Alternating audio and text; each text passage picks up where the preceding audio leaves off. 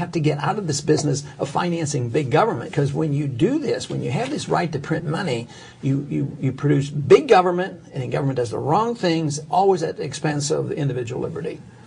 We have examples, so many examples. India up until just the past couple of decades, China under Mao, the USSR, managed economies. When government gets big and tries to manage an economy, it's always disaster. It never works. Is there ever any example in history of a government being able to print or borrow its way to prosperity? Only temporarily. And I would say that we're in that stage right now. We're temporarily very wealthy because there's still this trust in the dollar. And I would say 30 years, since it's just pure fiat money, since 71, 30-some years now, that we have, on the short run, benefited by this. But long term, no, I don't think there's any example. The longer it goes, and the more pervasive it is, the more likely it is you're going to end up with runaway inflation like they had in Germany or third world countries in Central America, even Mexico. They've had several new pesos introduced because the peso lost devaluations of them. Devaluation. Yeah. So it ends, but nobody can say, well, you know, the Chinese 1,000 years ago had a paper currency that lasted for 1,000 years, and it was a great prosperity with it. No, it doesn't work that way. It always brings poverty, and always ends. The paper money will end. You're a Republican, but all of everything that you stand for seems to be libertarian. Why is it that you run on a Republican ticket when I don't see much correlation? You know, to be honest with you, I usually don't like or trust politicians, and for some reason there's an exception here, and it's because of your stance and because you're willing to say things that the rest of them aren't. Why are you running under the Republican banner when to me, you're clearly a libertarian, or do you take exception with that? Or are you? No, I don't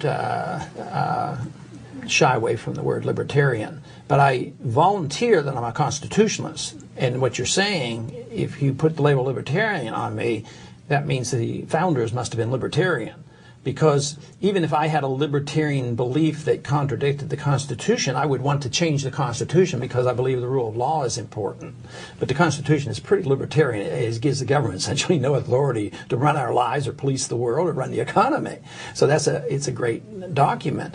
And to run on a party other than one of the two majors, it's too difficult to win. There are some that have been able to do it as independent, and I have a lot of respect for those, whether they're left or right or libertarian, to run as independent and win. But we have monopoly control of the political system, and the Republican and Democratic Party, although they vie for power, the power struggle is real, but the philosophic struggle is absent. There's no difference between the, I guess I'll qualify that a little bit. There's very little difference between the welfare beliefs of the Republicans and the Democratic Party, the monetary policy, the foreign policy.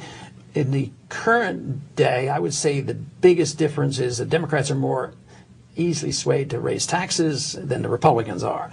But since they both spend, and spending is a tax, because if you don't tax the people directly, you tax them indirectly through inflation. So it's all a gimmick. They believe in big government. So I run as a Republican because it allows you a chance to win.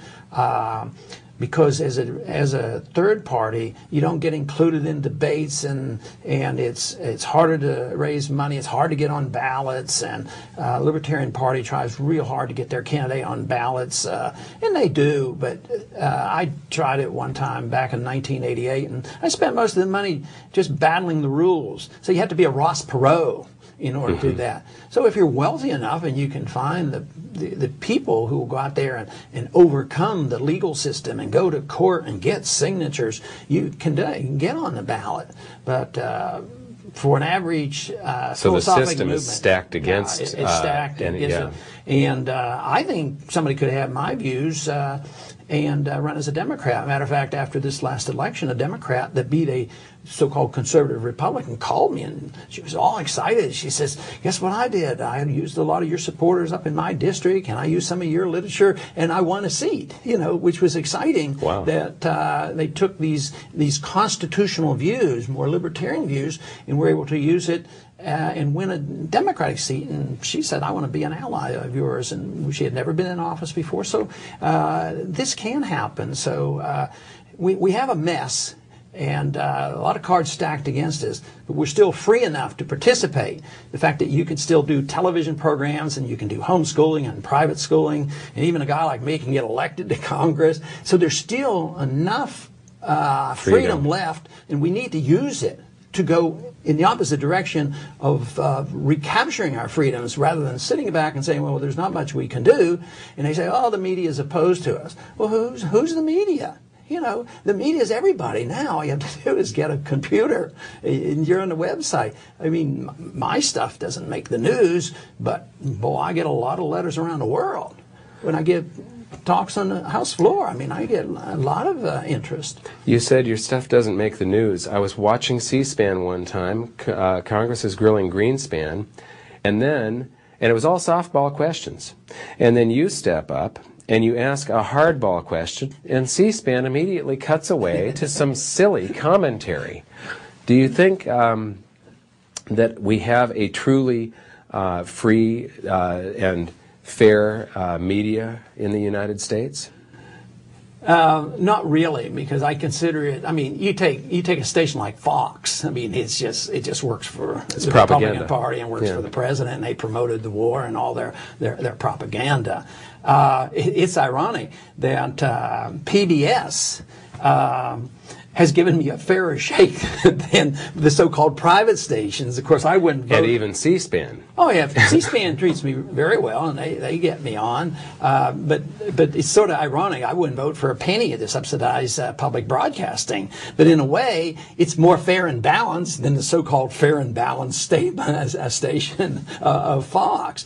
But Fox has a right to do that, and somebody else has a right to be more liberal. So I don't want to, take that away. But the people don't quite recognize that. They're more likely to say PBS is unfair and it's always leftist, and finally we have Fox to balance this, and they love Fox News. Yeah.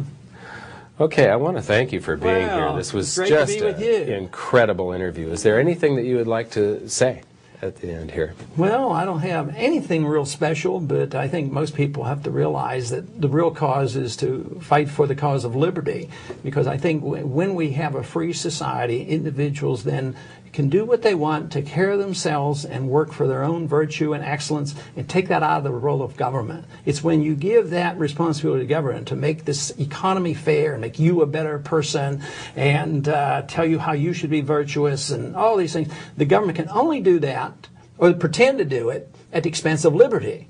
And then when they make this attempt to make this perfect world, it doesn't work. So there's a very practical argument against all this big government, and it's a shame that we who believe in freedom and liberty have done such a lousy job in convincing the people that it's in their best interest to fight for liberty, and we will have our prosperity. Too often people say, well, we'll get our prosperity by getting our entitlements and giving up on the concept of liberty, and that's a problem that we have to overcome. Thank you. Thank you.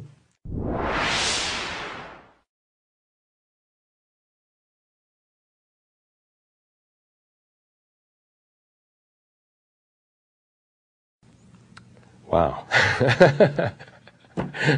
That was so good that I've forgotten what the next questions were.